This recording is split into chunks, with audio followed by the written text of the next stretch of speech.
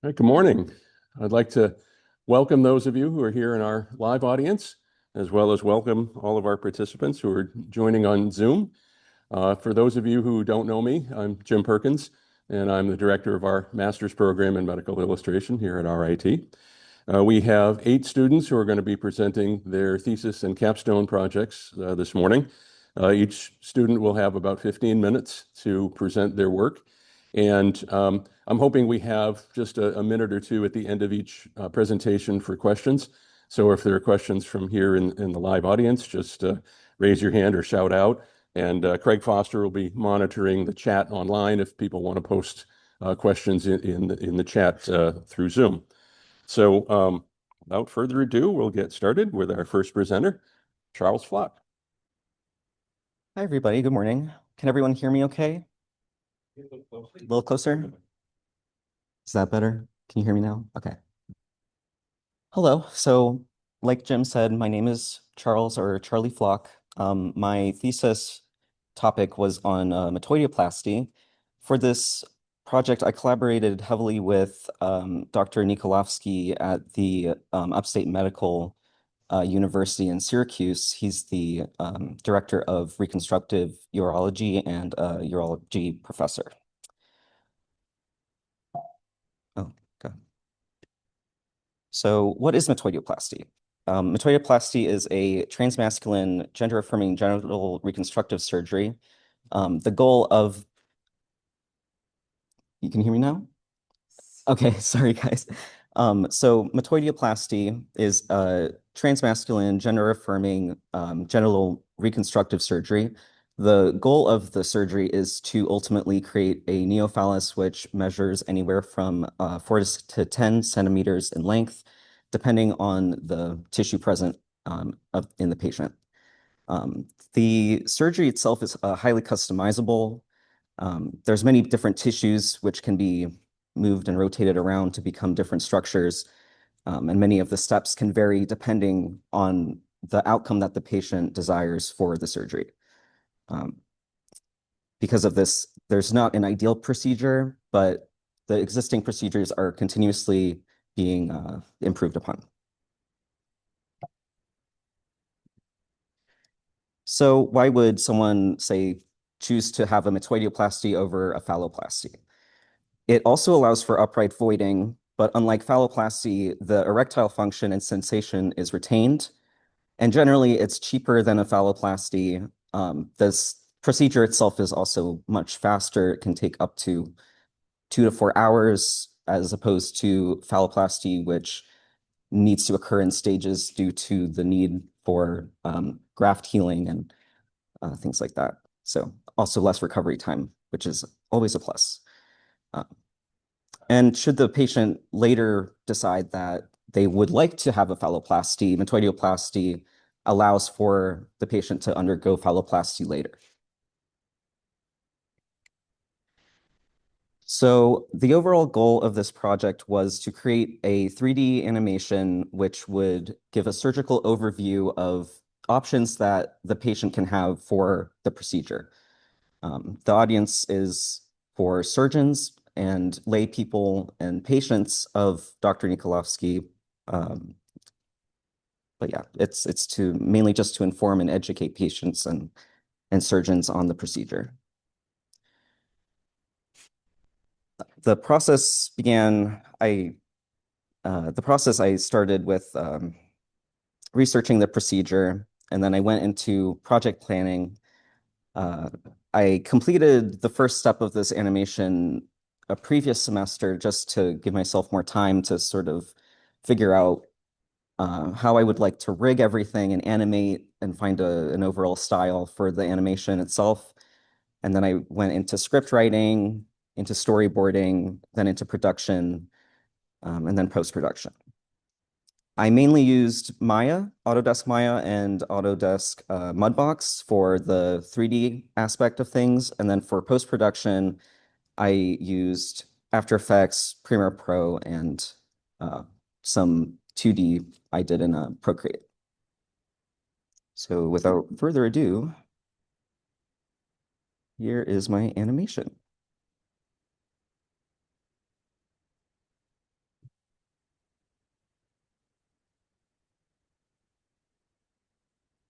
Metoidioplasty is a single-stage, gender-affirming genital reconstructive surgery that creates a neophallus using local genital tissue.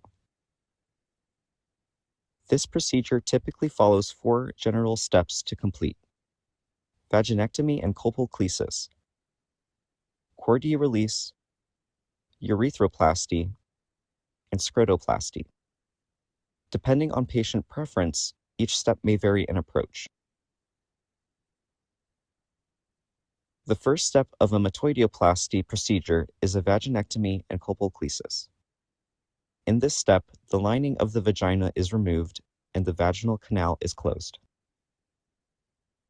Vaginectomy can be approached one of 3 ways: sharp surgery, electrofulguration, or a combination of the two.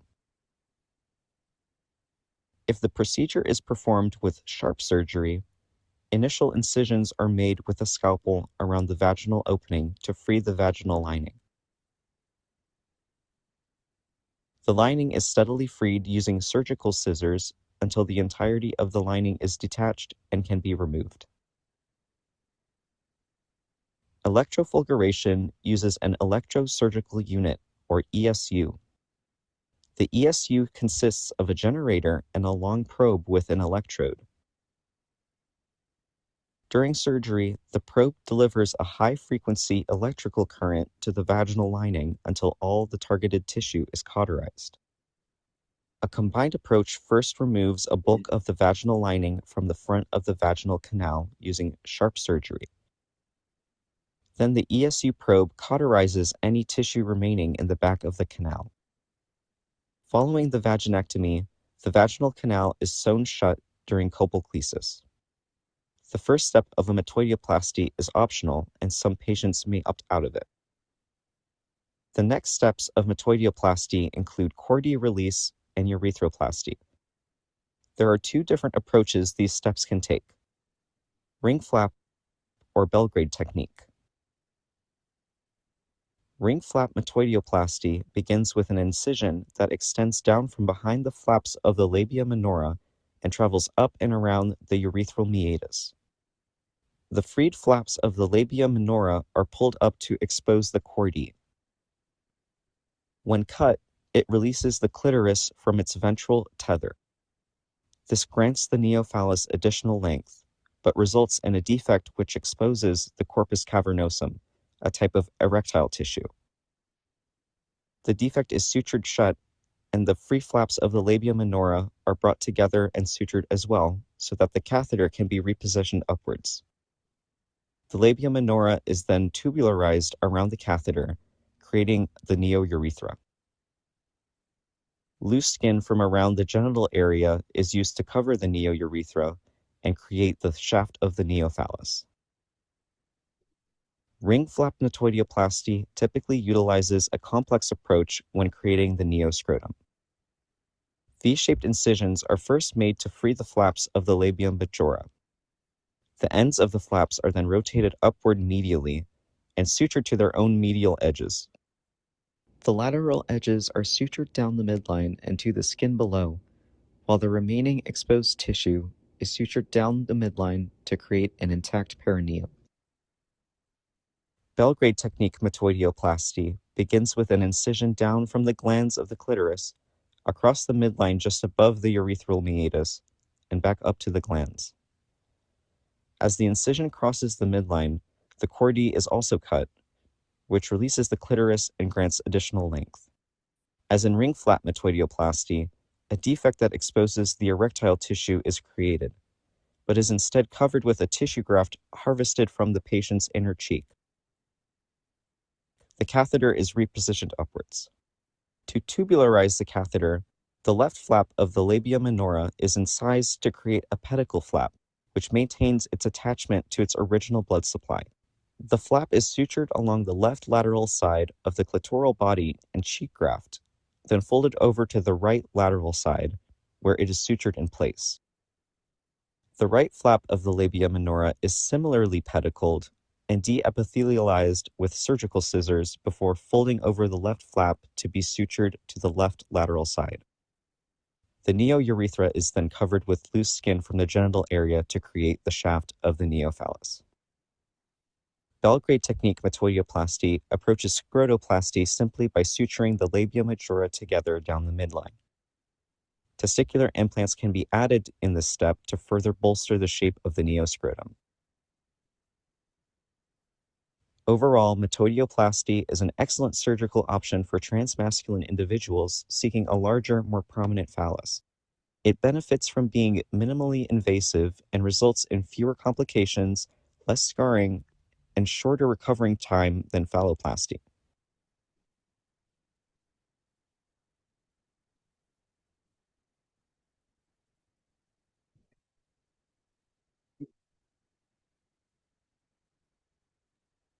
So moving forward, I'm planning to continue. Oh, right. So moving forward, I'm planning to continue working with Dr. Nikolovsky to refine the script a bit more, as well as clean up some of the models and animations. There's some additional steps in the Belgrade technique we didn't really get to cover, such as the release of the dorsal ligament that attaches the clitoris to the pubic symphysis of the hip bone. And then Dr. Nikolovsky also is developing a more improved technique for the surgery, which integrates both of the best of the ring flap and Belgrade. So I just want to give a thanks to my content advisor, Dr. Nikolovsky, my faculty advisors, Jim and Craig, and my wonderful partner, James, for supporting me through my journey here at RIT. So thank you, everybody.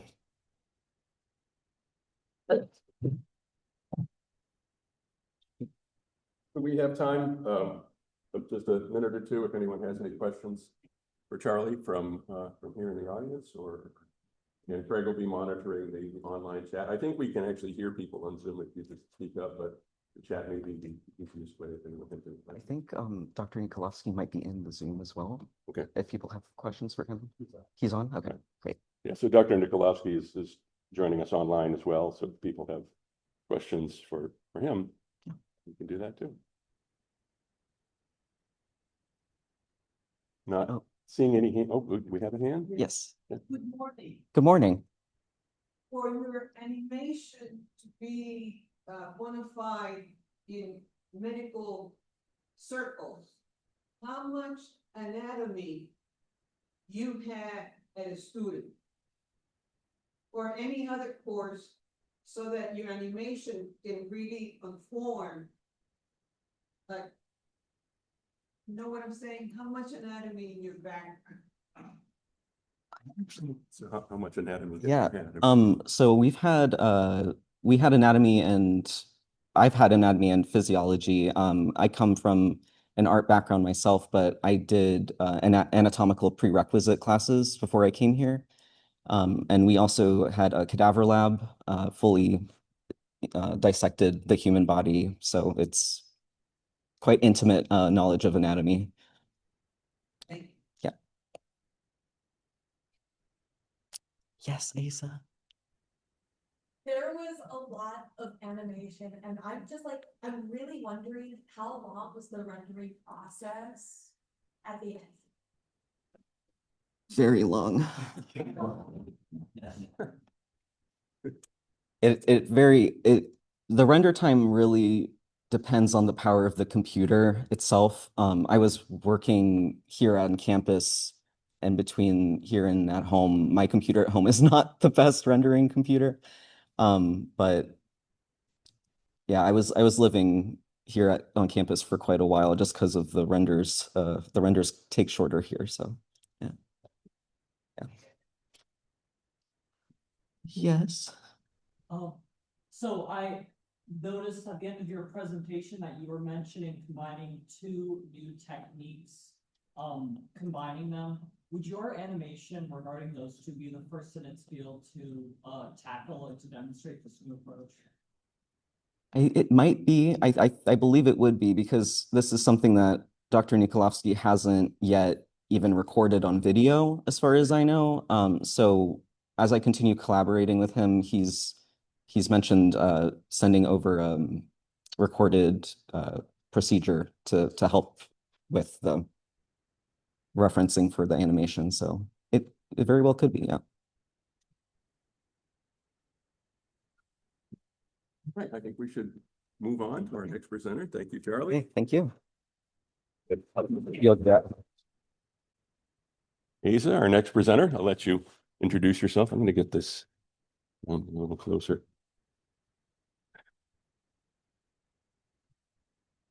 Thank you. All right, just to make sure, does everybody hear me correctly or well?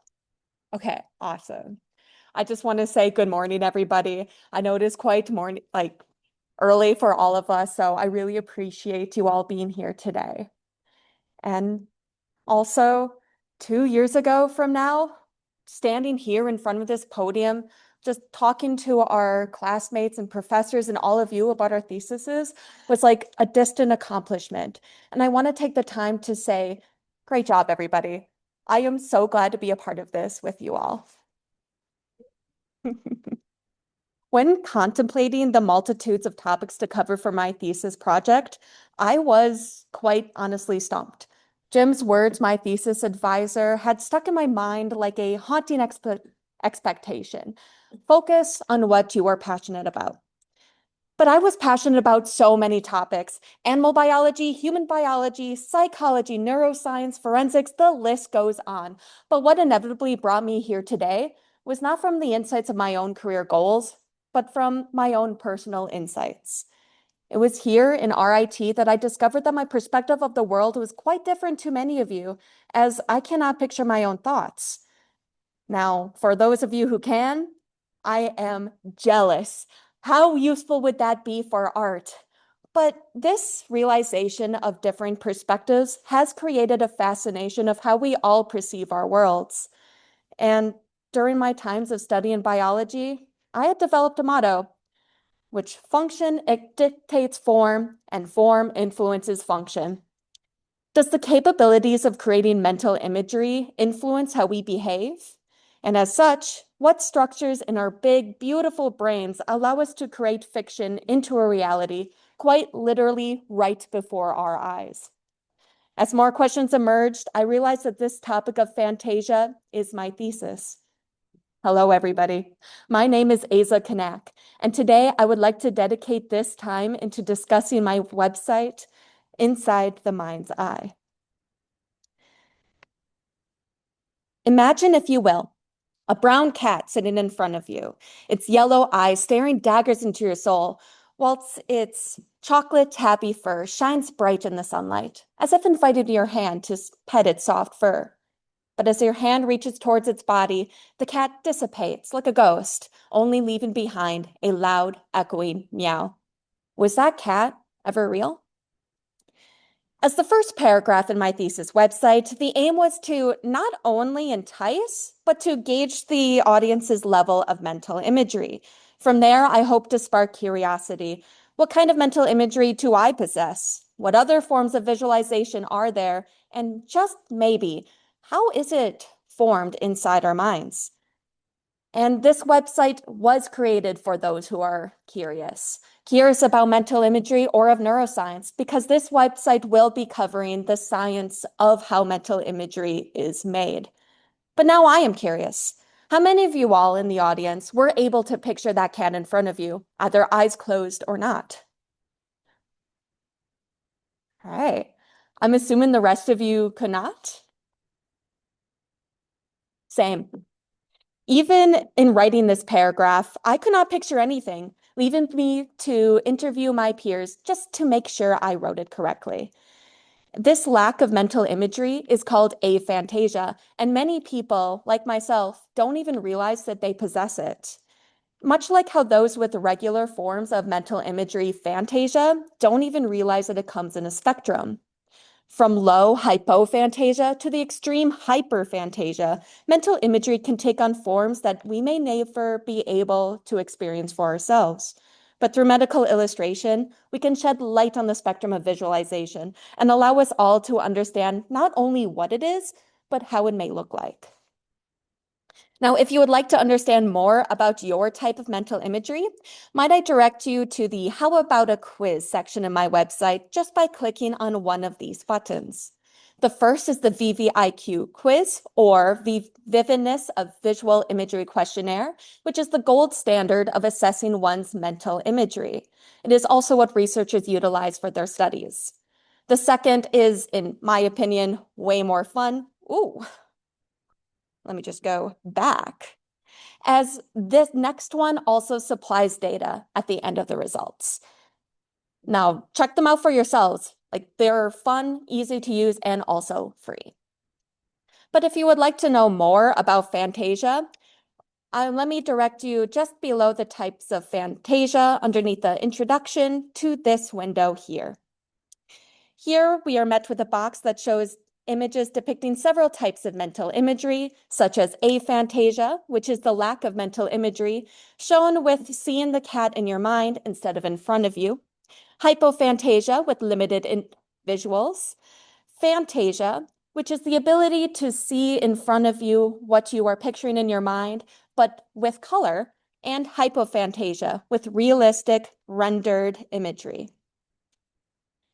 To the side is also a brief description of each type, as well as some interesting facts of each, such as having aphantasia means you also struggle with autobiographical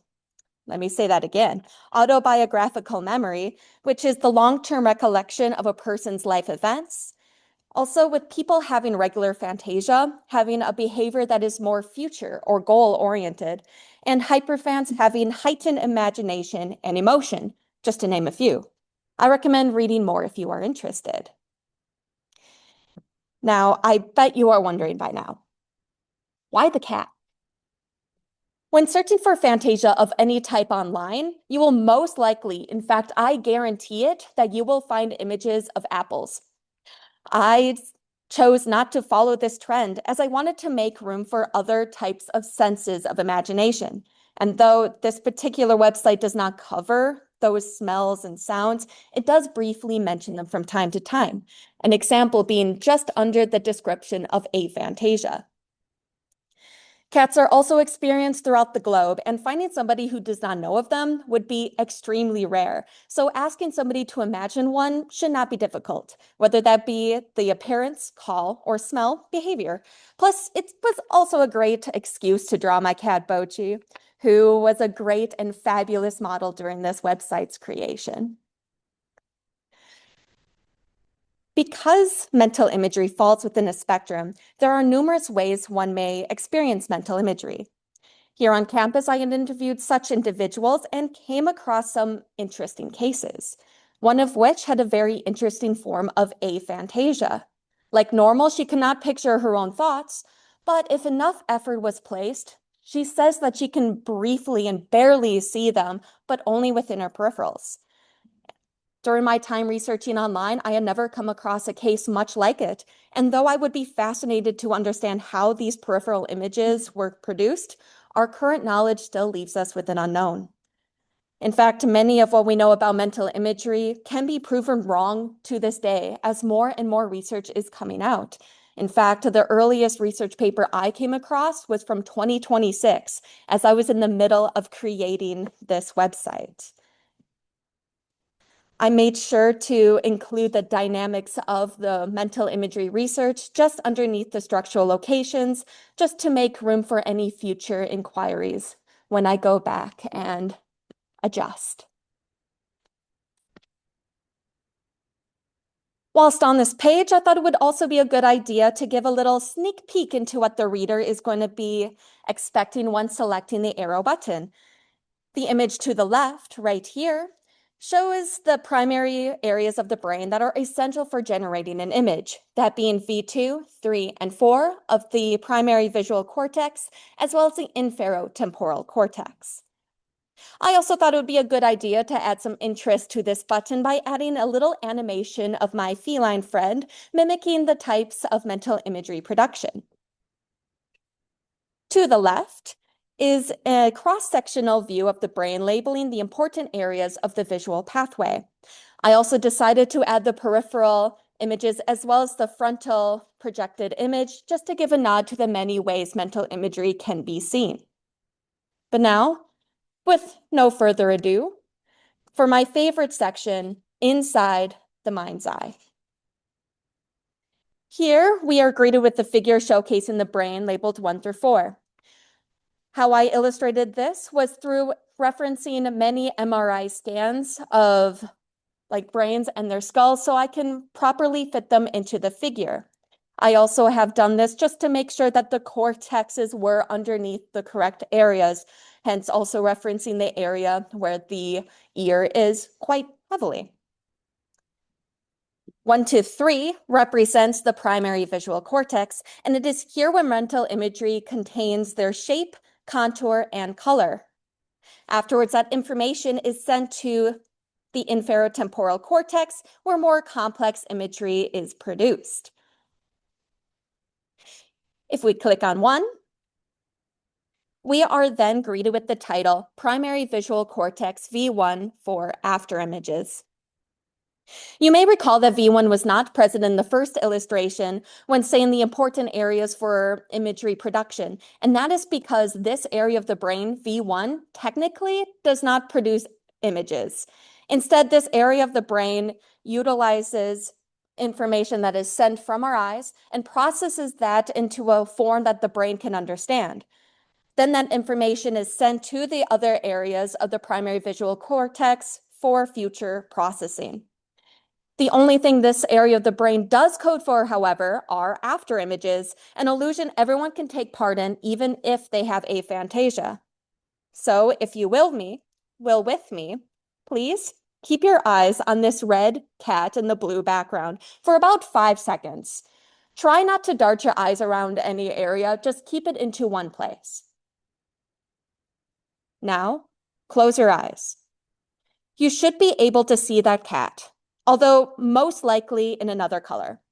This illusion is called an afterimage, a phenomenon once thought to be purely retinal, but in fact involves deep cortical activation of the V1 cortex.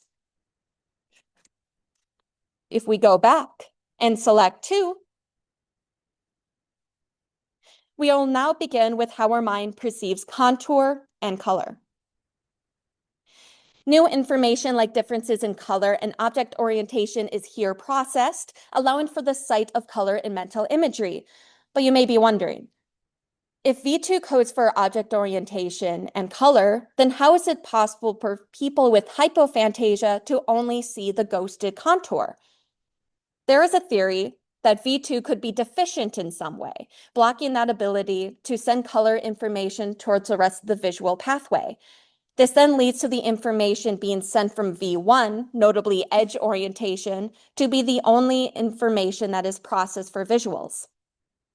When the V2 cortex is working healthily, then mental image can involve color and even some forms of complex pattern. If we go back and select 3, this one's a twofer. Number 3 involves both V3 and V4 of the primary visual cortex, as they both code for complex color, the difference being the manner of how they are deciphered. V3 codes in a retinoptic manner, where the focus is on color information within specific locations of the visual field, as opposed to constant object-based color. As a result, retinoptic processing is much faster, and it produces, in the forms of V3, chromatic contrast, the difference from seeing the background from the foreground. A good example would be that red and blue cat. V4, on the other hand, shown here, processes in a much more advanced fashion with top-down processing. The best way for me to describe this level of processing for mental imagery is to actually imagine yourselves drawing a cat on a piece of paper. As you do so, pay attention to the information that you are utilizing to create its likelihood. The cat is fur, so it should look fuzzy. Or if the cat is in the sun, then the sun that is being reflected by the sun's rays should be lighter. Top-down processing is the usage of knowledge to produce a response. With the latter example, the representation of surface color, how one color is applied to another, is key when producing that image. all of which are coded within the V4 cortex. Now, for the last portion of this website, if we select 4, we will now be beginning to discuss the inferotemporal cortex's involvement in mental imagery, notably the limbic system. This section of the cortex also utilizes top-down approach, but draws its information from the hippocampus, seen in green when hovering this image. Though it is unclear as how the hippocampus contributes to imagery, there is evidence that it has roles in object, scene, and temporal imagery, basically rendering the already generated imagery from the primary visual cortex to near lifelike proportions. And for those with hyperphantasia, that imagery is lifelike, allowing for those individuals to create movie-like scenarios just by reading a book, which references both object and scene imagery, as well as maybe even flying across an imagined city, which utilizes temporal imagery. Funnily enough, on the opposite side of the spectrum, aphantasia also utilizes the action of the hippocampus, but instead is heavily reliant on it. Unlike with hyperphantasia, aphantasia lacks the communication with the primary visual cortex, and as such cannot produce mental imagery. However, it does not mean that people with aphantasia cannot imagine. Instead, they are able to recall things like maybe even a cat's call or behavior, but instead of utilizing them for an image, those facts are the thoughts. People with aphantasia think logically. If we are to imagine a house with curtains, then there must be a rod to hold those curtains up. But that brings me to the end of my website.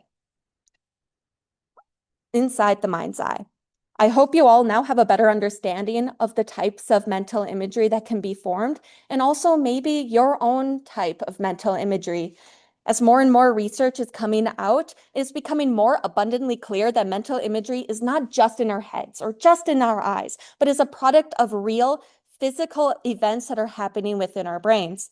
As such, it is important to state that the spectrum of mental imagery is not a disorder, but a variant. I feel it is important to understand all forms of perspectives so as we can create a more equitable world, whether that is just by adjusting maybe therapeutic practices, notably using guided imagery therapy for people who can actually use them, or through teaching styles.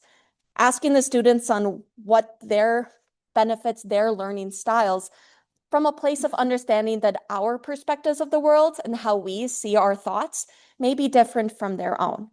Now, if you were to ask me that question, my answer for you would be more pictures. As a medical illustrator, I am happy to end with that phrase. Thank you.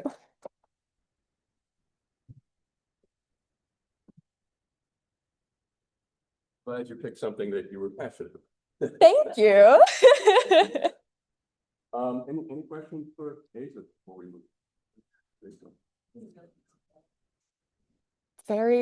So I have 2 answers for you with that question. One of which is, as somebody with aphantasia, I find that I do find more in the logical sections. Like, for instance, the example I had with the curtains was from a example I was having with my partner, who said oh, we're imagining a house and it has curtains up. And I'm like, oh, what does the rod look like? And it's like, what do you mean by that? So I'm able to imagine what is not seen in front. And I also found out for drawing that I don't have any preconceived notions or images in my head that can get away with it. I draw from what I know. Now, if you were asking me from a scientific background, there is evidence that people with aphantasia actually see, which normally in a contralateral fashion is actually ipsilateral, which suggests that there is something that is contributing to that, or is, what's that word that you said? Compensating for something that's in our brain. There is more evidence and research out there to be discussed of that, but that is what we're finding through DTI imaging. Yeah, thank you. It'll be time for just one more from Okay. All right. Thank you, Ethan. Thank you, guys. Next up is Kyla Rutt. Okay, hello everyone. Good morning. My name is Kyla, and today I'm going to be talking about tracheostomy anatomy and airflow. Close this guy real quick.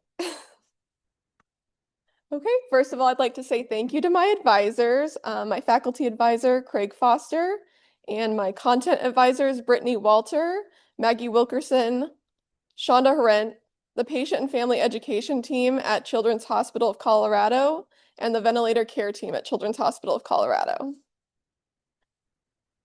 A little bit about me. I'm from Windsor, Colorado. I have a Bachelor of Science in Nursing from the University of Northern Colorado, and I am here to get my Master of Fine Arts in Medical Illustration from RIT. My justification for this project, I wanted a project that would be useful for caregivers who are learning to take home medically complex kids. I know how intimidating tracheostomies are and how difficult they can be to perform care for them. Also, some of the procedure, like the steps that we use are sterile, so it's really important to prevent contamination as well as infection. So I really wanted to fill the educational gaps and work with nurses who are actually like teaching these care techniques to the caregivers, as well as give the caregivers confidence to perform these at home.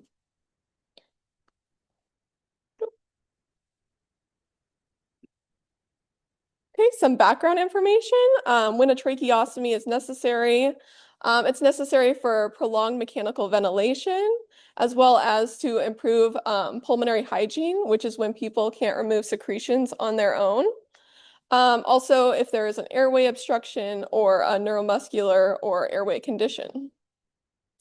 So a tracheostomy is an incision made through the trachea, allowing air to travel directly into the trachea and lungs.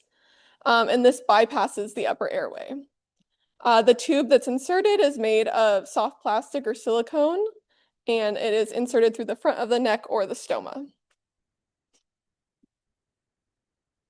And a tracheostomy tube can be either cuffed or uncuffed.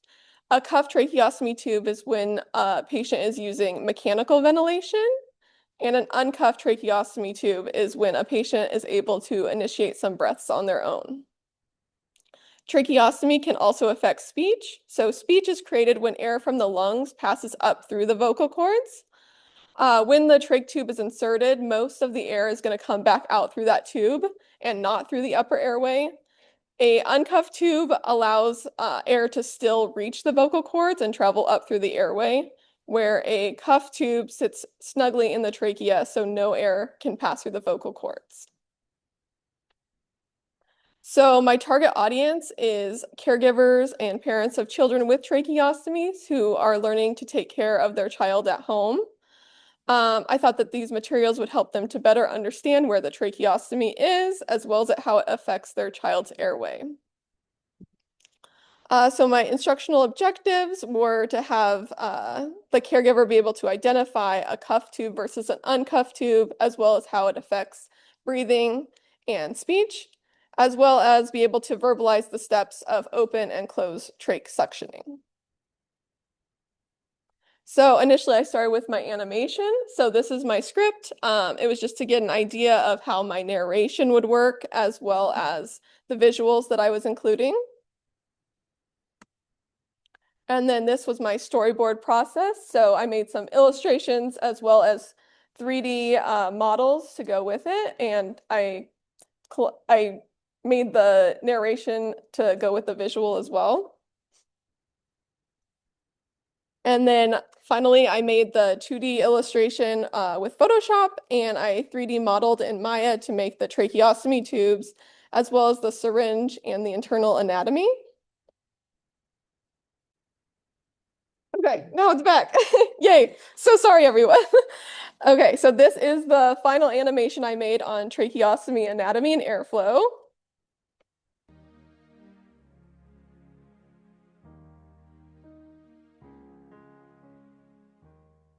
The tracheostomy tube sits directly in the child's trachea. Air passes through the tube and into the lungs to help with breathing. There are different types of tracheostomy tubes, including cuffed tracheostomy tubes and uncuffed tracheostomy tubes. An uncuffed tracheostomy tube is typically used when a child can initiate some breaths on their own. The tube allows air to travel directly into the trachea and lungs. Because the airway is not blocked by the cuff, air may be able to travel through the upper airway and through the vocal cords. As air passes up through the vocal cords, the child may be able to make speech and voice. Dog. A cuffed tracheostomy tube is used when a child needs the full support of a machine to breathe and fully ventilate their lungs. The upper airway is closed off because the inflated cuff forms a tight seal within the trachea. The seal form does not allow air to move above the tracheostomy tube. Since the cuffed tracheostomy tube does not allow air to reach the vocal cords, the child cannot make voice or speech and will need to find other ways to communicate. A trained speech-language pathologist can help find a communication method that works best for them.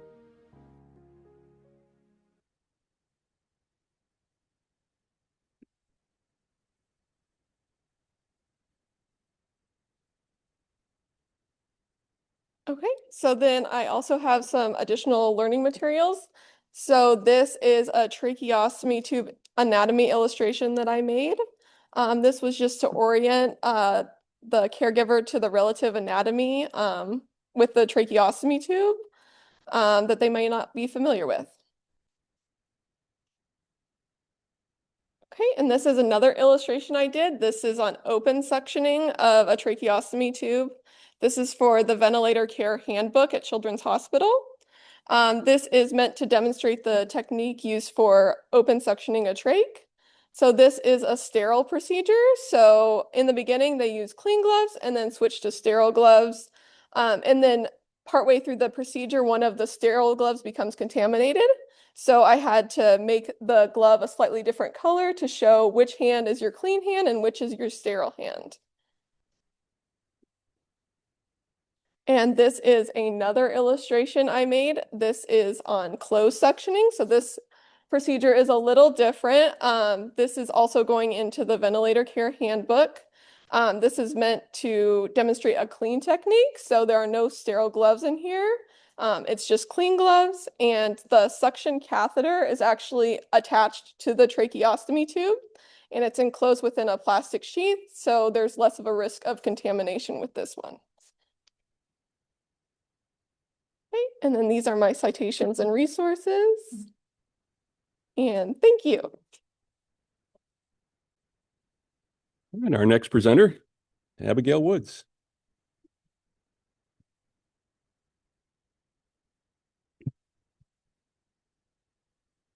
Good morning, everyone. Thanks for coming. For those who don't know me, I'm Abigail Woods. I'm here to present my thesis, Abortions Made Accessible.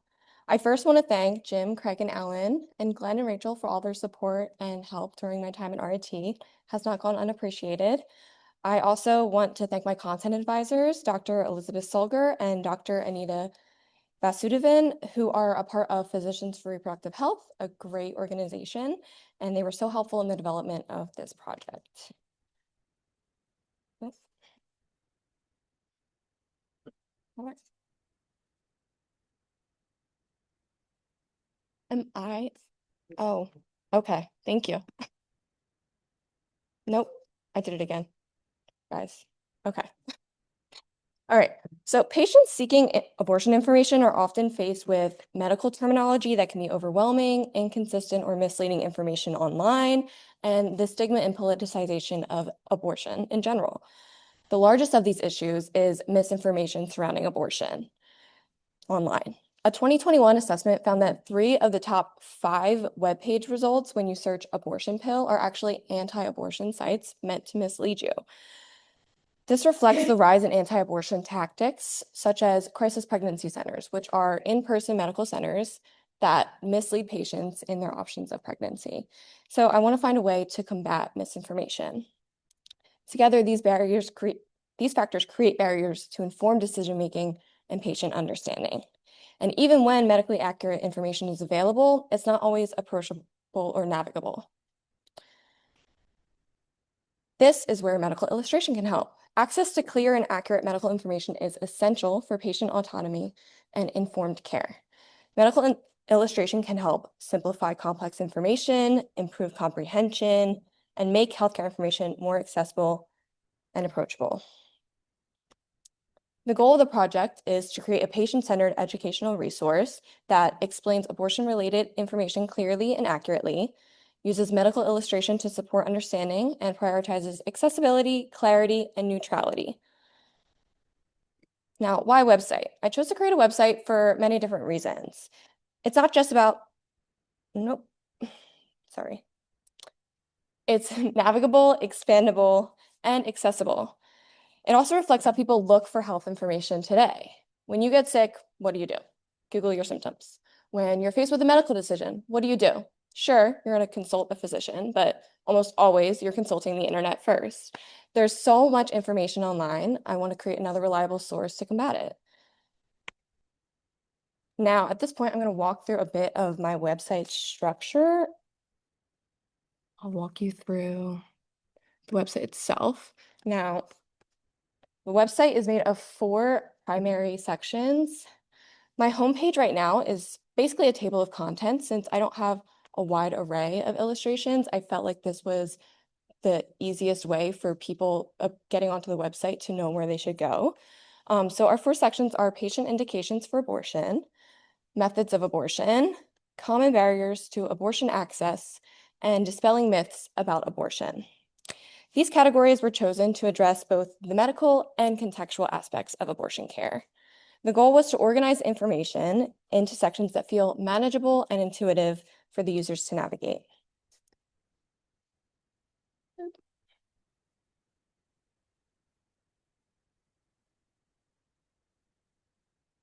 Now, this project focuses less on highly technical visualization and more on accessibility and information design. Design choices emphasize simplified illustrations, clear information hierarchy, and easy to navigate layouts in order to reduce the visual overwhelm. Rather than relying on the dense medical text, the website uses visual organization and simplified educational graphics to communicate information for a general audience. Now we're going to walk through a couple of my illustrations. Sorry. So the first one we're going to walk through is the ectopic pregnancy. The goal for this illustration, no, you can't really see the whole thing. You can see the whole thing when it's like full screen. The goal with this illustration was to visually compare a normal intrauterine pregnancy with all the possible locations of an ectopic pregnancy in a way that's immediately understandable to a non-medical audience. I used simplified anatomy, numbered labels, and direct visual comparison to help viewers quickly identify the differences. Including the normal pregnancy on the left provides the visual context before introducing the abnormal implantation sites. On the right side, the illustration identifies several types of ectopic pregnancy as listed. Our next illustration that we'll go through is our medication abortion. So while many of the sections focus on anatomy and medical conditions, some of them focus on processes and patient experience. This illustration focuses on medication abortion and uses simplified visuals and step-by-step organization to make the process feel easier to follow and less intimidating. There's a lot of illustrations of abortion pills online. However, I chose to put mine in a timeline, which is something that's not really included in a lot of illustrations online. The linear timeline reading left to right creates a really clear understanding for the viewer. The last one we'll go through is a myth. One of the biggest myths around abortion is that abortion is unsafe, which is just not true. Abortion is actually much safer than common procedures that people undergo every day, like colonoscopies, wisdom teeth removal, and tonsillectomies. Now, I highlighted these key statistics using anatomical icons to try to have a little more memorability and accessibility for viewers, but the chunk of the illustration is really highlighting the difference between continuing a pregnancy versus having an abortion and the safety concerning those 2 options. That's just a few of my Now, one of the challenges throughout the project was addressing a highly politicized and sensitive topic while maintaining a neutral and educational tone. I had to consider how visual choices could unintentionally introduce bias or emotional framing. One example I could give is one of my illustrations is abortion access variability in the United States. It's just a color-coded map. My illustrations have followed a pretty similar color theme, and I continued that when I'm making my color choices for the color coding. And I accidentally picked political colors without even registering that I was doing it. And luckily, I spoke with my advisors and we had some discussions about that. But I think that's a great example because if you think about it, if I had left those colors, those political colors, people viewing the map would likely interpret it entirely differently, even when it's exactly the same. Now, this, oh my God, this project is still in development. I want to add a lot of educational written content so that viewers can access all of their information on this site and not be redirected always to external sources. I'm working on adding more external resources and links for the viewers, as well as adding citations and improving user interactivity so that users can feel more interactive with the site rather than stagnant viewing.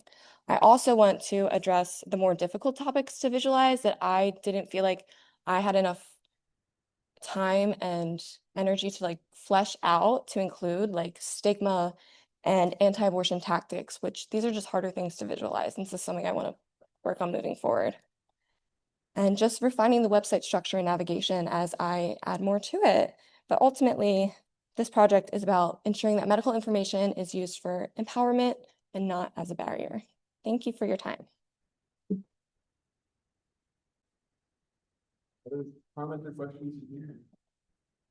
But have you ever get a chance to talk with Planned Parenthood or anybody who has programs designed to provide this information?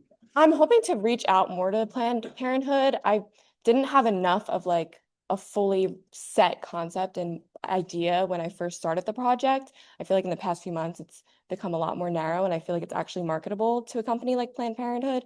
But I've just been working with the physicians directly. Yes, definitely. That's where I want to go with it. Next presenter, Asta Soni. Come join us.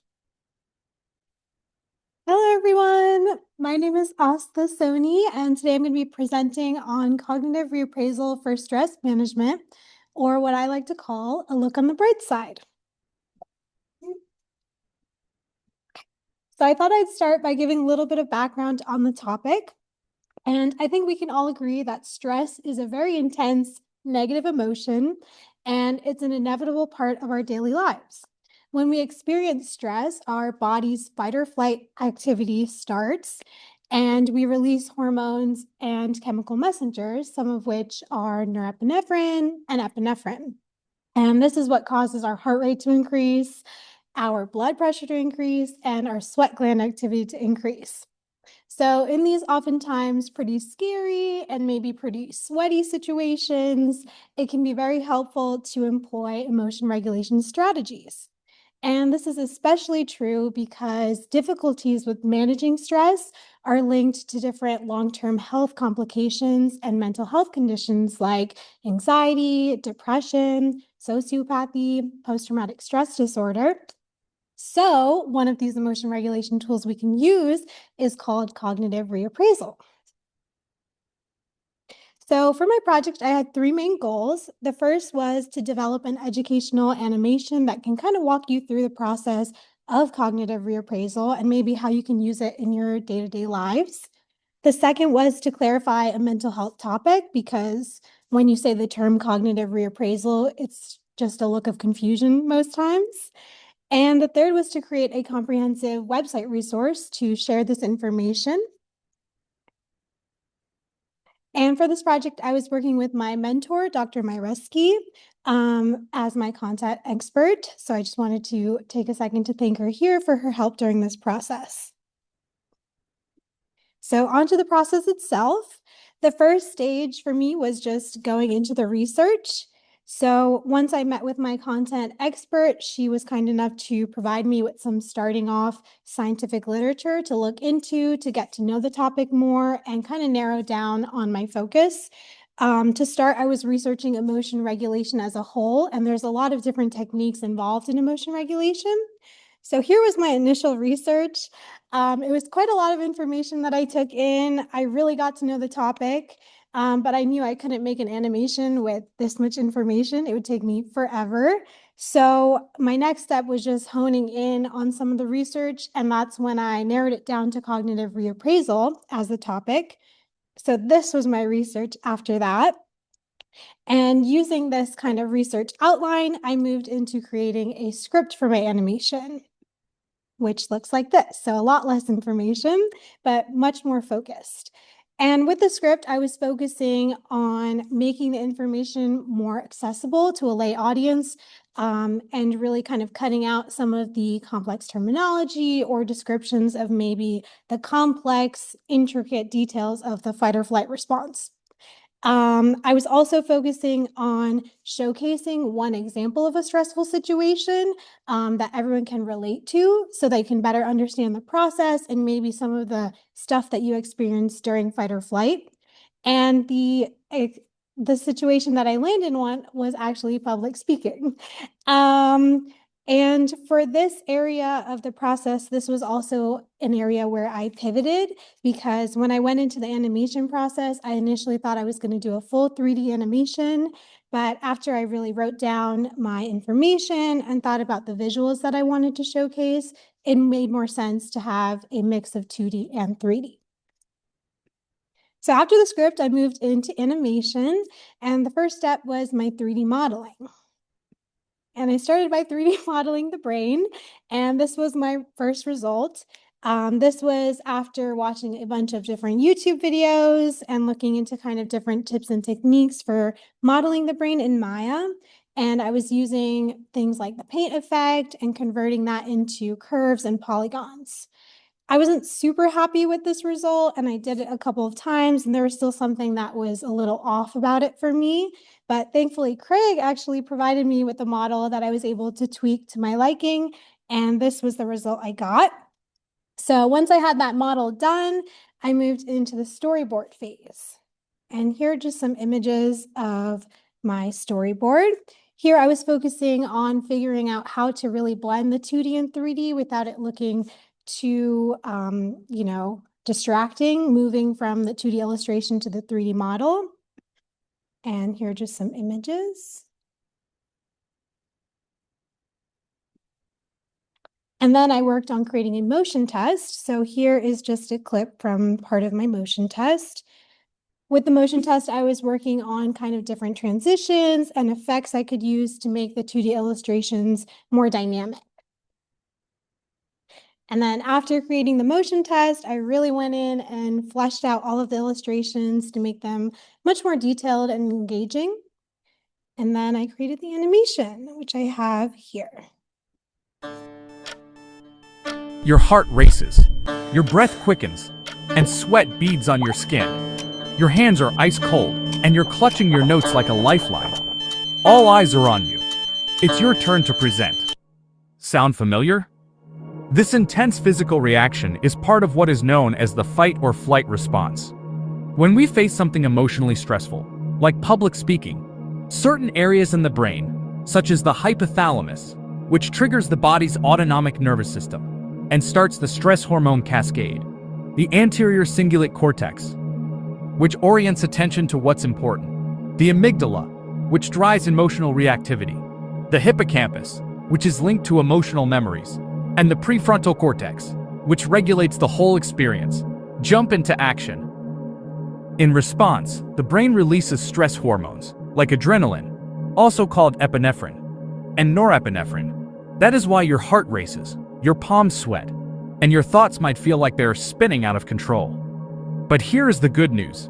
You are not stuck with that reaction. You can take control by training your brain to respond differently through something called emotion regulation, the process by which we change our emotional experience, what we are feeling, and expression, what we are showing, especially when emotions are running high.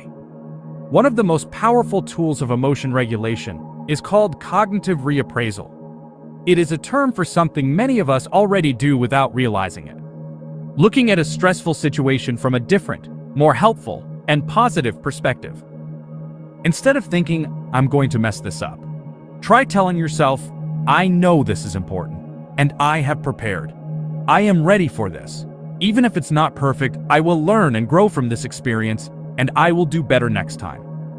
This small mental shift does more than just make you feel better. It actually changes your brain's response. Cognitive reappraisal quiets the amygdala, the fear center, and boosts activity in the prefrontal cortex, which helps you think clearly and stay calm and in control. Bottom line, the way you think about a situation can change how you feel in that situation. And that means you have more control than you think. So, the next time you are faced with a stressful moment and you feel anxiety creeping in, take a breath. Reframe the moment. Look for the upside, even if it's just a small one. Because yes, changing your thoughts and choosing to see the situation more positively can truly change how you feel. Okay. So after I finished the animation, I moved on to creating a brochure that could be handed out at different events like community outreach events to share more information about the topic.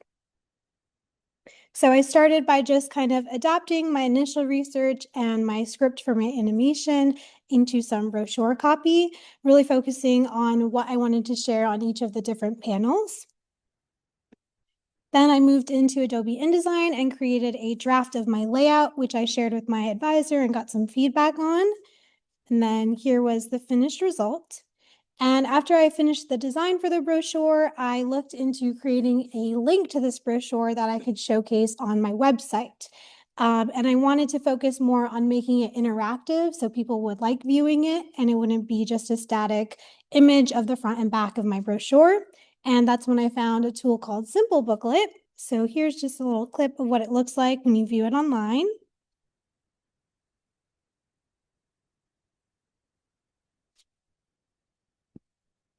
And then after completing the brochure, I moved on to creating the actual website. And for this, I was using Figma. So I started with Figma Design to create a rough draft of my layout and figure out how many pages I wanted for my website and how to keep things consistent with my color palette and the visuals that I wanted to showcase. And then using this draft as a starting point, I moved into Figma Sites to create my website. And here's just a video of what it looks like when you're on the website. I have the animation when you first view the website, and then some information about cognitive reappraisal and why it's important. Then I have a page on what is stress, so talking more about kind of fight or flight and what happens when you experience stress.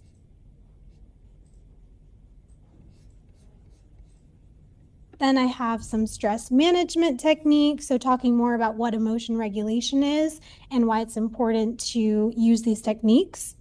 And I showcase the example of public speaking here as well.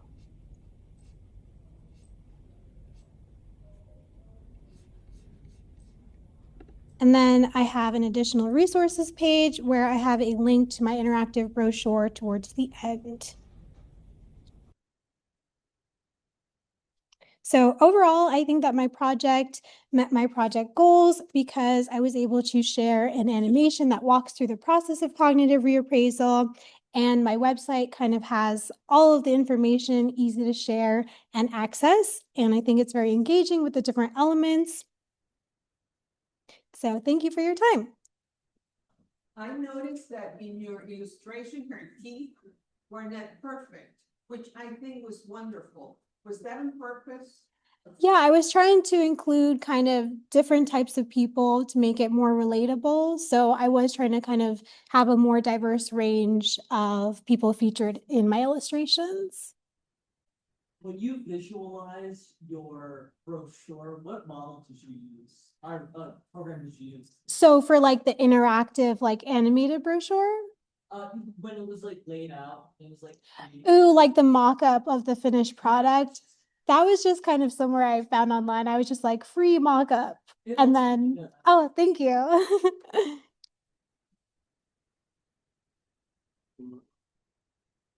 right, thank you, Austin. Next up, Lizette Rodriguez.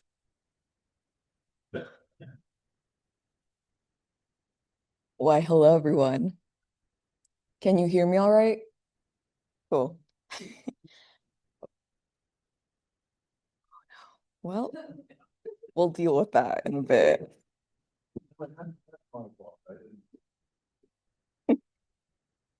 That's okay. Hello, everyone. My name is Lisette Rodriguez Jimenez, and today I shall be covering my topic, which is an introduction to IBDs, Crohn's disease, and ulcerative colitis.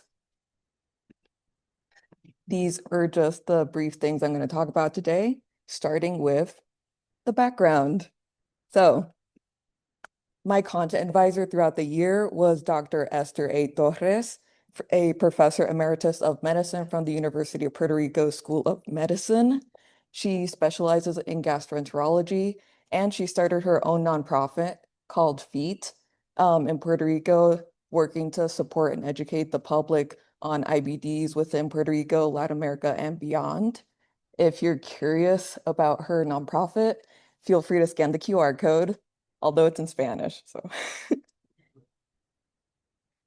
So IBDs, I wanted to define the term early on just because I'm going to keep mentioning it throughout the presentation. So when I say IBDs, I am talking about inflammatory bowel diseases, which are lifelong and life-changing conditions where the immune system overreacts and starts attacking itself, what we know as an autoimmune disease. So all these constant attacks, they cause inflammation and damage to many and often different parts of your gastrointestinal tract or GI tract. So there are two main IBDs, which I'll start talking about. Ulcerative colitis, which affects only the large intestine, otherwise called the colon, which is more like the brighter pink you see up there. And then there is the Crohn's disease, which affects many and often different parts of the gastrointestinal tract. So we're talking about all the way from the mouth down to the anus. Anything of that can be affected. Moving on to the purpose. Why did I want to study this? Well, throughout my life, I've had many family members with different IBDs. I've met a lot of classmates and roommates with Crohn's disease, so I was just naturally curious about the topic. Adding on to that, the numbers of IBD patients continue to rise both in Puerto Rico and the United States. So I just thought it was important to discuss. Also, having previously done a lot of education packets, so for first-year medical students back in the University of Puerto Rico School of Medicine, including cadaver lab manuals, multiple cadaver lab supplementary videos, and also having illustrated an International Pen Club award-winning children's book. All this experience made the project goals, which I'll talk about in a bit, seem more possible. I also wanted to just improve my 3D modeling skills in Autodesk Maya, as well as explore the UI UX space more in Figma. Throughout my research, I also realized that there were a lot of highly rendered 3D models like the one on the far left. There were also a lot of oversimplified illustrations like the two in the middle. So I found that there was a need for more thorough and easy to understand illustrations, like the one on the far right. And also there's just a lack of material for children who are the ones who get diagnosed mostly, and then they just have to live the rest of their lives with these conditions. As such, my project goals ended up becoming wanting to highlight what parts of the body are affected by the two main IBDs. So to do so, I want to create an animation that compares the two using Autodesk Maya, which would require me to make 3D models. And with those 3D models, I want to just create interactive elements from them via Sketchfab. I also want to create a website with downloadable content in Figma, where people would be able to download a glossary of common vocabulary, pamphlets for adults, pamphlets for young patients, and also just a flyer for young patients. So how did I do all of this?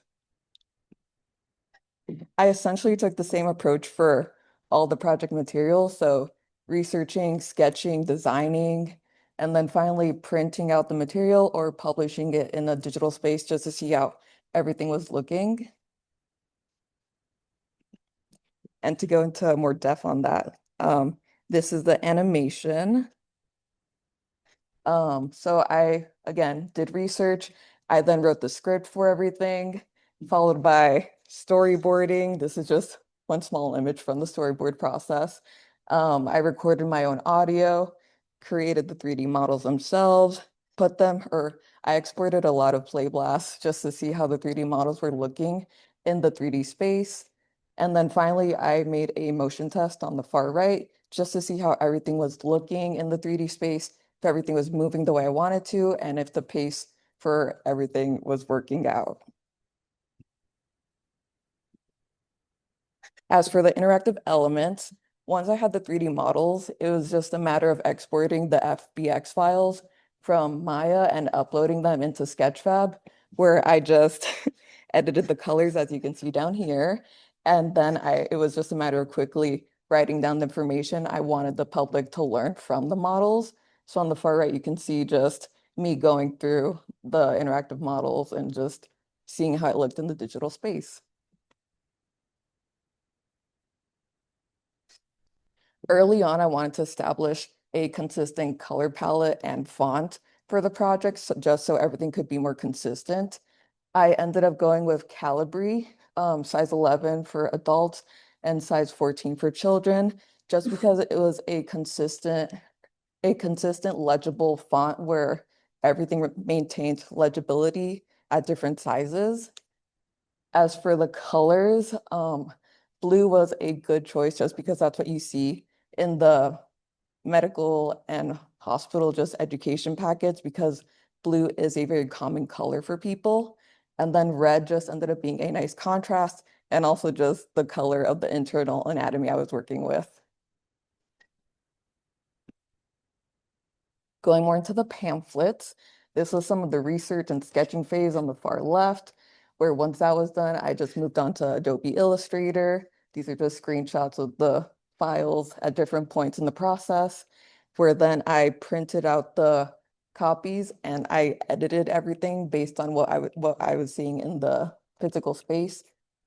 And then the flyer itself was the easiest thing to make. It was just a matter of condensing all the information from the pamphlets onto one paper and making it easier for the audience, which in this case were young patients, to understand.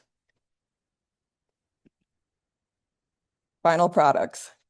So this is everything I made, including the Figma website, the 2 interactive models in the middle, the pamphlet for adults on the top right, for young patients on the bottom right. On the far left, I have the little flyer for young patients, followed by a glossary of imported terms. And finally, the animation, which I shall show you now. And it works, yay! Inflammatory bowel diseases, or IBDs, are conditions that cause long-term inflammation in the intestines. Depending on which IBD someone has, different and often multiple parts of a person's gastrointestinal tract, or GI tract, can be affected. The most common types of IBD are Crohn's disease and ulcerative colitis. Crohn's disease is mostly found in the end of the small intestine and at the start of the large intestine. Inflammation spreads into deep layers of the intestines, causing weight loss, abdominal pain, diarrhea, tiredness, and malnutrition. Ulcerative colitis mainly affects the inner surface of the large intestine. It is different from Crohn's in that the inflammation is continuous from the rectum up, and the ulcers are small and superficial. Some symptoms are similar to those of Crohn's, but bloody diarrhea and urgency predominate. The two are life-changing and lifelong conditions, but with help from medical professionals and support groups, treatments to reduce inflammation and improve your health do exist.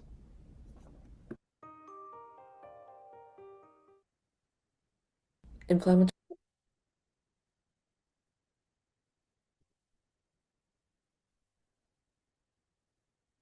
Okay, and then for the interactive elements, this is what it ended up looking like in the end.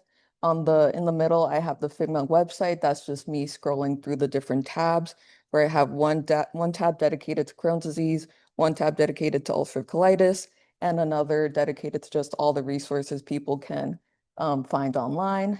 And then on the left, I have the interactive 3D models. That's just how it looks on the phone. so people just can scroll through everything they want to see and learn about the specific part of anatomy I'm highlighting.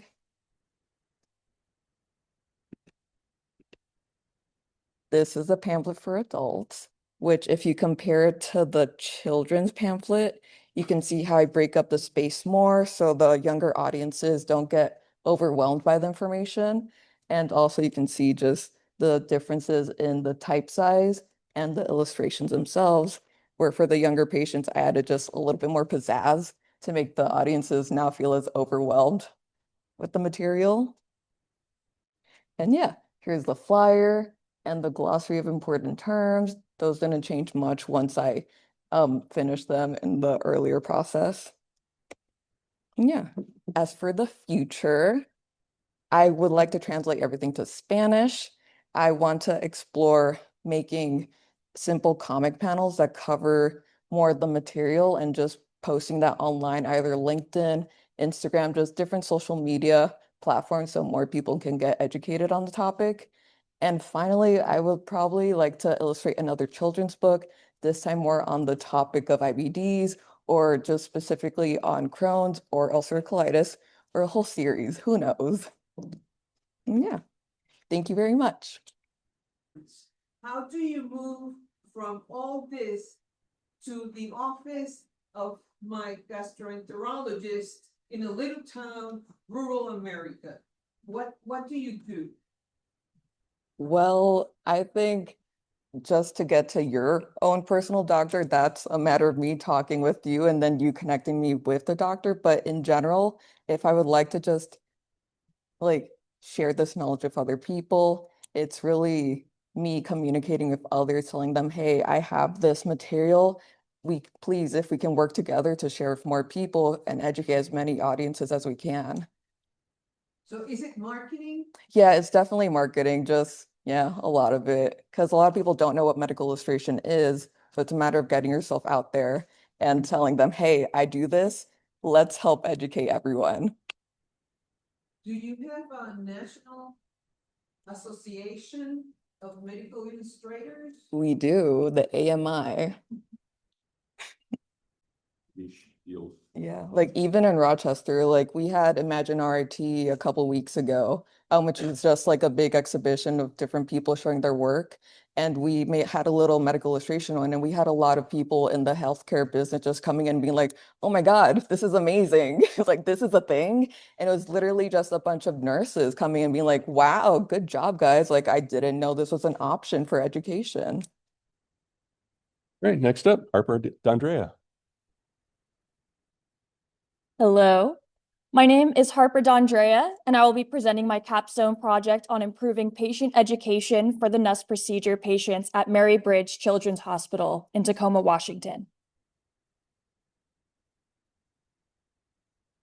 For this project, I collaborated with pediatric thoracic surgeons Dr. Stephanie Asierno, Dr. Mead Barlow, and Dr. Gavin Falk to create visuals for their NUS procedure patient education packets to distribute to patients and their caregivers. Yes. So before diving into the project, I would like to give you an overview of what pectus excavatum and the NUS procedure are.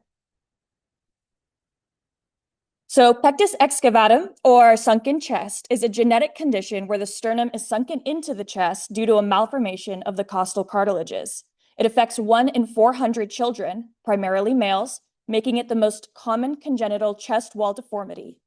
Patients commonly undergo sternal modification procedures in their early teens, as the costal cartilages have not fully developed. So here's an example of an X-ray showing a patient. On the left, you can see that the heart is tilted to the patient's left side. And you can see that too in the transverse section all the way on the right as well. So pectus excavatum can range in severity measured by the Haller index, which calculates the ratio of the distance between the thoracic vertebral bodies and the sternum to the horizontal distance of the rib cage. A Haller index of 3.5 or above is considered a severe case, which could result in dyspnea, arrhythmia, fatigue, and chest pain. These instances require surgical intervention to alleviate or to elevate the sternum and costal cartilages to relieve these symptoms. So the NUSP procedure is a corrective surgery where 2 titanium bars are inserted into the thorax to elevate the sternum and reshape the costal cartilage. As you can see in the transverse section on the left, the heart is constricted by the sternum, which in turn puts pressure on the left lung. As you can see in the transverse section on the right, once the bars are inserted, the heart returns to its natural position in the thorax, relieving pressure on the lung. To insert the metal bars, the surgeons will make 2 incisions on each side of the patient's chest at the T5 level, which enter into each pleural cavity. One of them is the insertion point for the bars, the other is the insertion point for the thoracoscope. Cryoablation is used to numb the intercostal nerves T3 through T7. This step of the procedure alleviates some discomfort during recovery and can keep the area numb for up to a year after the procedure. The patient's sternum is manually elevated using a machine called pect assist, allowing the surgeons to make an incision through the mediastinum, creating a window from one pleural cavity to the other. The surgeons will then bend 2 titanium bars to fit the curvature of the patient's chest and guide the bars through the incisions. They will then use a flipper to flip the bars so that they lay flush with the curvature of the patient's chest. The bar is leveraged on the outside of the rib cage while passing under the body of the sternum. The bars are secured together using TrueLink, a securing device that links the bars together without having to attach the bars directly to the ribs. This device also prevents the bars from flipping inside the thorax. Once the bars are secured together, the incisions are sutured. Over time, the costal cartilage will continue to develop into your early 20s and eventually stop. The surgeon will prescribe a timeline where, depending on age and severity, the metal bars will be removed and the costal cartilage will remain in position. So my job for this project was to create engaging and informative patient education materials for patients and their caregivers. The team at Mary Bridge and their surgeons have decided on a comprehensive patient education packet containing 3 deliverables: an information brochure on pectus excavatum and the NUSP procedure, physical therapy instructions for each stage of healing, and an instructional brochure on using an incentive spirometer. My personal goal with this project was to design with intention. Who am I creating this for? Am I creating artwork that empathizes with this age group while maintaining anatomical accuracy? Am I following the rules and regulations of the design team and their branding package? These are all things that I considered through every stage of the design process in order to choose the best outcomes for the goals of this project. So my first step in this process was to identify the audiences. My target audience for using this project are the 13 to 15-year-old male patients of Mary Bridge Children's Hospital with pectus excavatum, along with their parents and guardians. My advisors informed me that they typically create patient education materials using a middle school level reading and language level. This ensures that information is easy to understand beyond the walls of the hospital and needs little clarification. This idea paired well with my project because my audience included 13 to 15-year-olds. My professional audiences, or my clients, included the surgical team, the nursing team, and the marketing team at Mary Bridge. The surgeons and nurses are distributors of the brochures, so I needed to make sure that the visuals accurately portrayed their surgical procedure and post-operative care. I also needed to make sure that I followed all branding and printing guidelines put into place by the marketing department so that they could be approved by the hospital. My second step was researching and shadowing Dr. Barlow and Dr. Falk in the operating room. I shadowed and sketched 4 NUSP procedure cases where they walked me through each step and made sure to take detailed notes of the procedure, instruments, colors, and textures.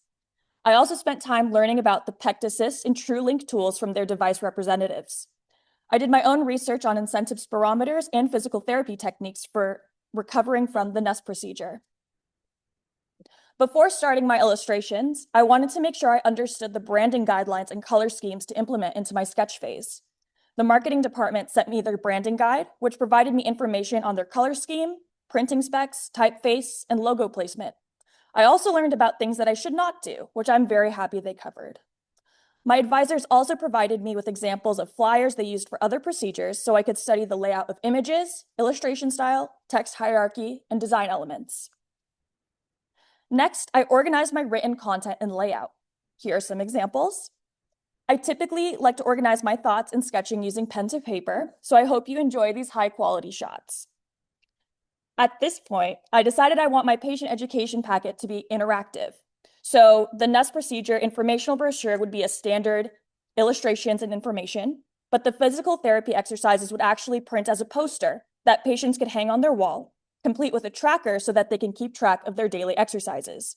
I also came up with an idea to have a spot on this incentive spirometer pamphlet that a surgeon can write personalized breathing goals for each patient to reach. After designing my layouts, I began the sketch phase. For me, this is a pretty loose part of the process. I decided that at this stage, I wanted to create many small illustrations that I could format together later on instead of just one major illustration. So for all of my illustrations, I used a mixture of Adobe Photoshop and Procreate. These are my final illustrations for my first deliverable, an informational brochure on pectus excavatum and the NEST procedure. I kept illustrations simple, but decided that color would be an important element for patients to make information clear. These are my final drawings for my second deliverable, which are the physical therapy instructions for each stage of the healing process. I decided to use simple line art since it's more of an instructional piece. These are my final drawings for my third deliverable, an instructional brochure on using an incentive spirometer. For this piece, I used selective color to highlight the function of the incentive spirometer and the location of the piston. Once the illustrations were complete, I was able to tie them all together using Adobe Illustrator, where I organized the illustration, added design elements, and finally added my text. This is my final product for the informational brochure on pectus excavatum and the NEST procedure. On the left is the outside, which gives standard information on all Mary Bridge pamphlets, including a map of the hospital and contact information. I also created a hero image on the right panel. On the right is the inside of the brochure, describing pectus excavatum and the NEST procedure. The right panel is blank because they plan on adding information about medication later on. This is my final product for physical therapy instructions for each stage of healing. On the left is the outside of the 11x17 poster, and on the right is the inside, which folds out long ways. It describes the physical therapy exercises for each stage in the recovery timeline. I also used selective color to show the motion of each exercise. On the right side of each exercise, I have included a daily tracker where patients can record their progress over time at home. This is my final product for the incentive spirometer instructions.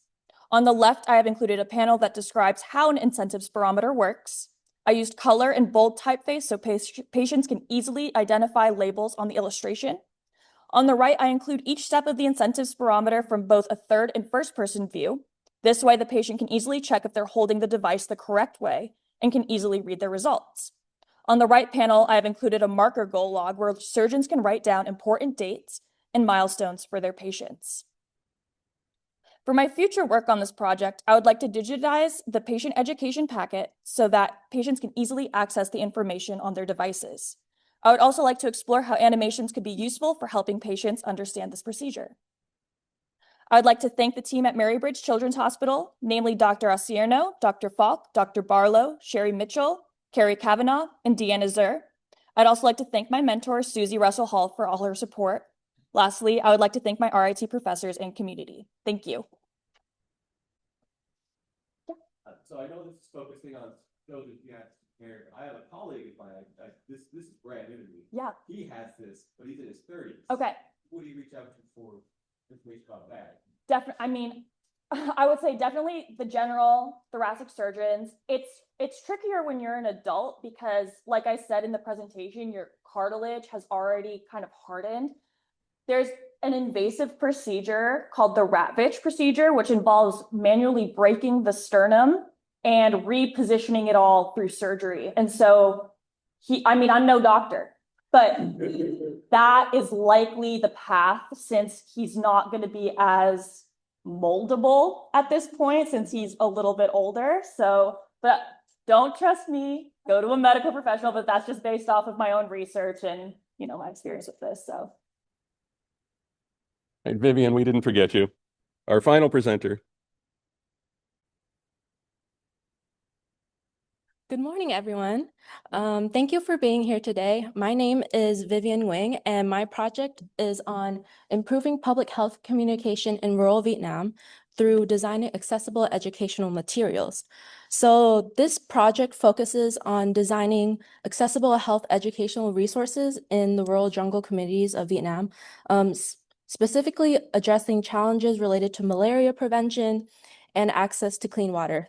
Throughout this project, I created visual educational pamphlets, a documentary style educational video, and a website that combines all of these materials into a more accessible platform.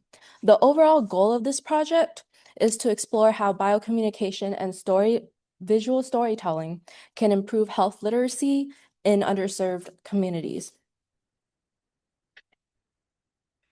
So the inspiration for this project came from my personal experiences visiting the rural areas in Vietnam during the summer of 2025. While visiting local schools and communities, I observed how isolated some of these regions are from healthcare resources and educational support.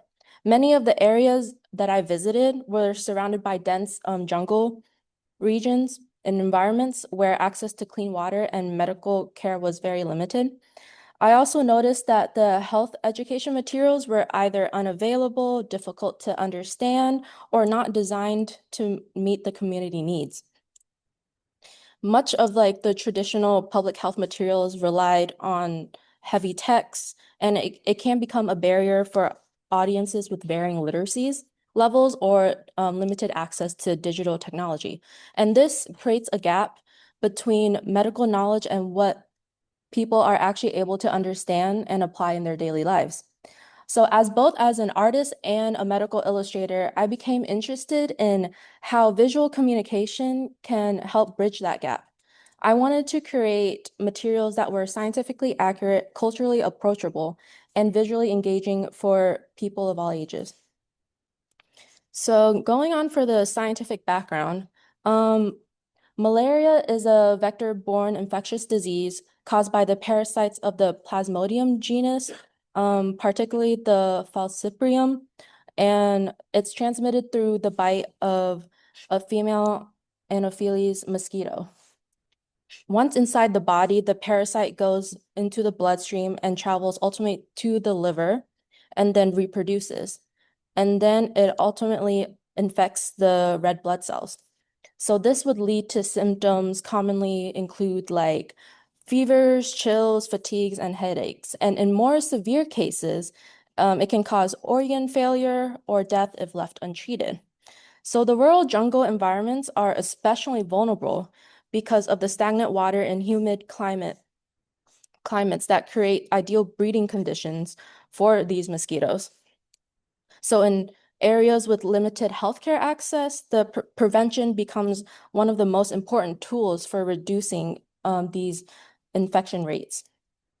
So simple prevention strategies such as sleeping under mosquito nets, reducing standing water, and seeking early treatment can significantly lower the spread of malaria. However, these methods are only effective if the communities have access to understandable and actionable information. So this became one of the driving motions behind my project. In addition to the malaria, access to clean water was another major public health concern in these communities. Unsafe water sources increase the risk of disease transmission and contribute to poor sanitation conditions, which indirectly supports mosquito breeding.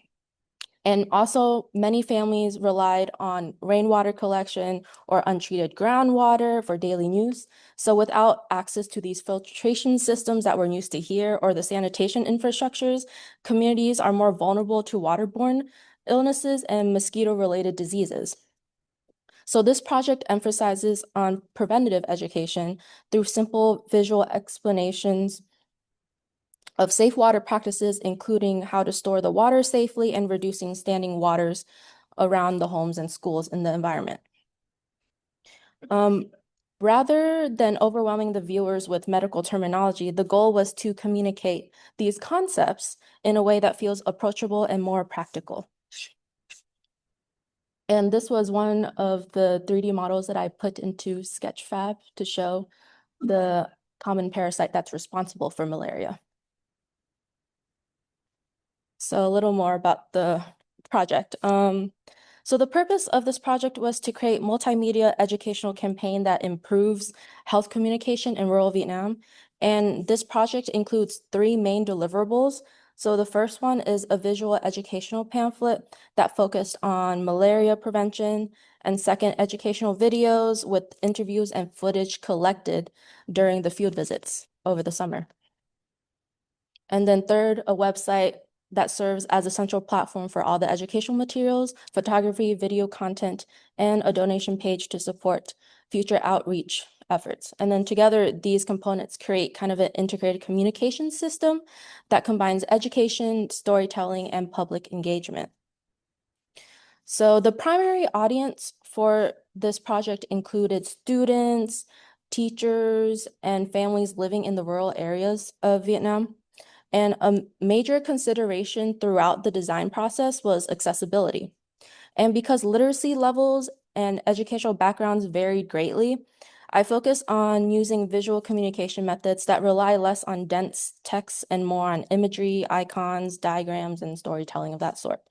And another important aspect is like the broader audience, which is the online audience or the global audience outside of Vietnam. And through the website and donation platform, the project also aims to reach like educators, health advocates, and individuals interested in supporting the global health initiatives. So this project began with the fieldwork conducted over the summer. And so during this trip, I documented environmental conditions, photographed schools and surrounding communities, and interviewed with local residents and staff at their clinic about their experiences with the healthcare access and sanitation. And these are just a couple of the videos. And here I would like to show one of the clinical interview.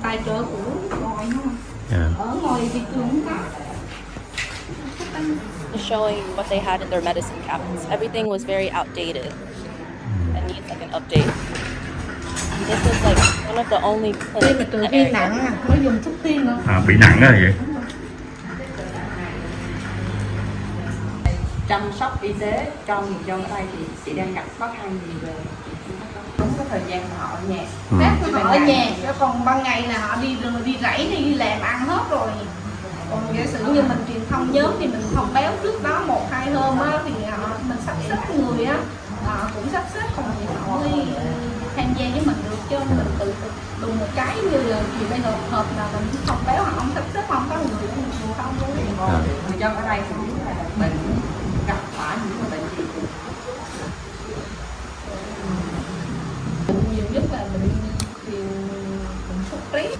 Hồi năm ngoái là sốt rét rất là nhiều, năm nay cũng tăng, so với năm ngoái thì ít hơn thôi.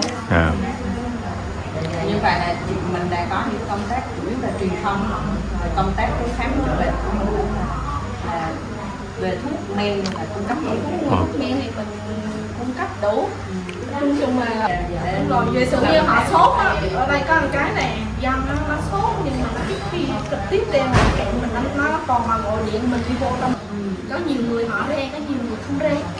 Kêu á là ra ngồi đây đi, rồi có nhiều nằm ở đây theo dỗ rồi luôn á, mẹ nó không ra, mình phải sợ nó lây bệnh đó, mình ra là thà họ ở nhà, một người nằm ở nhà họ đi làm, còn nếu không á là một người bệnh á là nhiều người nuôi dẫn con rồi đi luôn, chứ ở nhà đâu ai chăm đâu. Chị nếu mà mong muốn là cải thiện về cái cuộc sống người dân ở đây về công tác y tế thì cần nói chung ở đây thiếu thì làm mà không có ai hỗ trợ cũng khó khăn trong quá trình hoạt động lắm. Đúng rồi. So this process was extremely important because it grounded like the project with real life experiences. So the interviews kind of provided an insight into the community's daily challenges, while the photography and like video footage helps shape the visuals and directions of the educational materials. And this stage also allowed me to observe the cultural details, colors, environments, and communication styles that influenced the overall design and aesthetic of this project.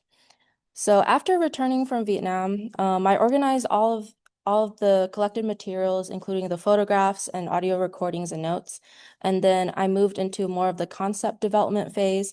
So for the pamphlet and infographic design, I use Adobe Illustrator and Procreate to create the layouts as shown. And then one of my main goals was to simplify the scientific information into visuals that could be understood quickly and intuitively. And for the video portions, as you've seen before, I used Adobe Premiere Pro and After Effects and adding subtitles. And this was actually the most challenging part of my project because my Vietnamese isn't that great. So, and it was also spoken in a different dialect, so I had to keep replaying and rewinding to get the translations all finalized. And I had help from my advisors with like translating since they had a better understanding of Vietnamese than I did. And then, so overall, the website kind of acts as like a central hub for the project and includes all of the educational resources as you've seen before. And then visually, the web design uses kind of green earthy tones and like a white space kind of like to inspire the environment of rural Vietnam. I kind of wanted to tie the whole community together. So the goal was to create a website that felt informative, welcoming, and emotionally connected to the people that are represented in this project.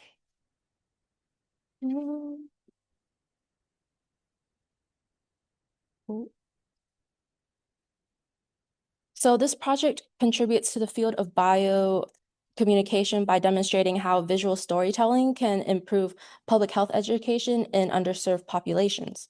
So it combines medical illustration, documentary storytelling, graphic design, and digital communication into a single integrated approach. It also highlights the importance of community-centered design, where voices and experience of local people can directly shape the outcome. And for moving on for the future direction of this project, there are several ways. One future goal would be to collaborate with local schools, healthcare workers, and nonprofit organizations to distribute the materials more broadly throughout other rural parts of Vietnam. And additional educational topics such can be added to the website, such as nutrition, hygiene, or like vaccination awareness. And I also hope the donation component would eventually support real-world initiatives, such as supplying the mosquito nets, water filters, and educational materials directly sent to the school and the families. And this is like a short little clip that I was able to put together. And I was able to give back to my community. This video also serves as kind of a place to see where the funding is actually going towards.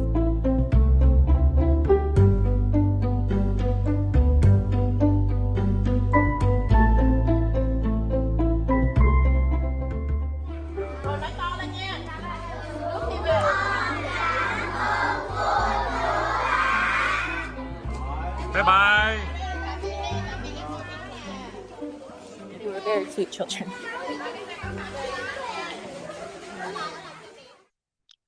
So ultimately, the goal is to create a sustainable, scalable model for public health communication in rural underserved communities. And then in conclusion, this project explores how visual communication can make public health information more understandable, accessible, and meaningful. So by combining science, storytelling, and design, this project aims to empower rural communities with educational tools and support to healthier lives. More broadly, it reflects the potential for biocommunication to extend beyond classrooms and hospitals and actually into communities where accessible health education can have a lasting impact. Thank you for your time. But it's just, I mean, it's not only confined to Vietnam, it's confined to travelers, etc. So I urge you to expand more of your work. I'm hoping moving forward with this project, if I get enough funding, I would want to like travel to more places and get more hands-on experience and kind of make this into a global thing and have multiple languages, different areas. So this is just like a stepping stone, a starting point where I can put my culture out there too.